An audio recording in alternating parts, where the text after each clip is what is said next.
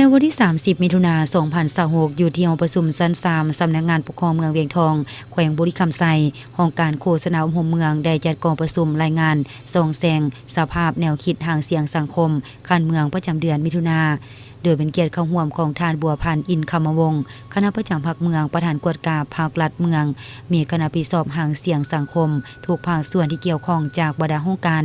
กำลังป้องกันศาสตร์ป้องกันความสงบและตาแสงผ่าทองเข้าร่วม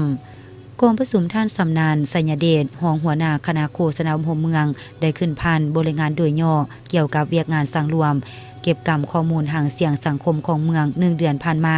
ซึ่งได้ปฏิบัติตามสิทธิพระบทบาทเฮ็ดเวียกงานการเมืองแนวคิดของพรรคเก็บกรรมสภาพแนวคิดด้านต่างหน้าด้านยอดทอและหางเสียงสังคมต่างๆที่ผลเด่นมีทางด้านดีด้านอ่อนและข้อคงค้างที่จะได้ปรึกษาหารือทอดถอนบทเรียนซึ่งกันและกัน